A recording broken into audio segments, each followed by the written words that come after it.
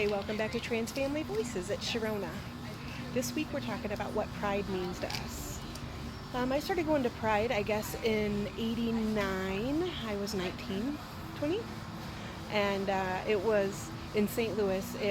We marched in the Central West End, and we ended up in Forest Park, and it was I remember, really small.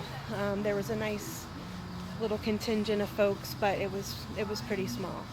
And then I don't remember what year that it moved to Tower Grove Park, but it seems like instantly the attendance picked up. So maybe it was moved because the attendance was higher, and maybe the attendance was higher because it was a better location. I'm not sure.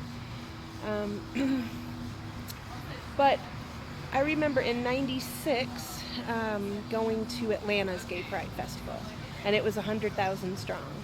And the Indigo Girls were playing, and I was like, oh, I wish St. Louis had a pride like this.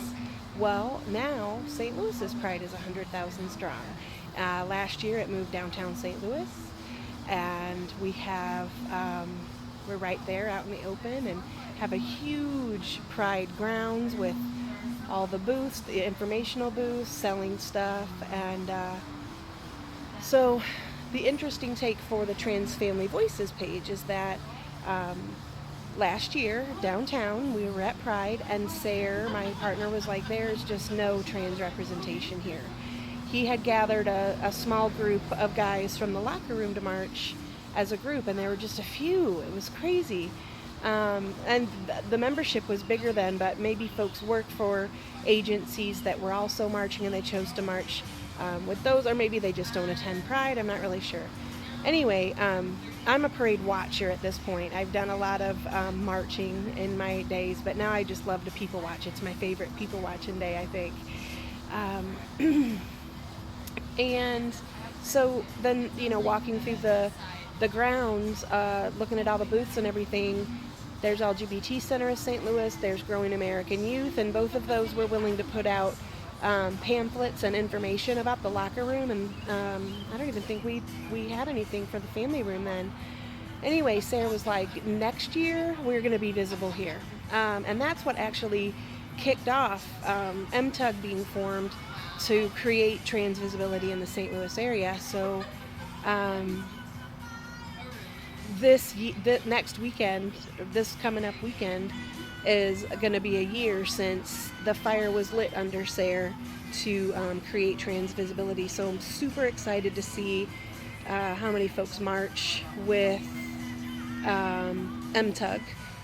Again, I'll be sporting a t-shirt, but I'll be watching. I'm not probably marching, but I would encourage anyone who identifies as trans, who maybe is marching with their agency or their church or any other groups that they're lucky enough to be a part of, that they would consider marching with MTUG because to get that trans visibility out.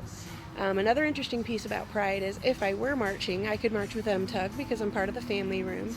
I could march with my church, my First Unitarian Universalist of Alton joins. There's just one big UU contingent that's going to march, so some other area UU churches. My agency that I work for is marching, so I could march with them. So it's really nice to know that I'm in a situation where my church, my workplace, and my activism and my social networks are all so queer affirming, and are all taking part in the Pride Festival. So I love Pride. I can't wait till next weekend. And for everyone in the St. Louis area, I hope to see you there. Bye.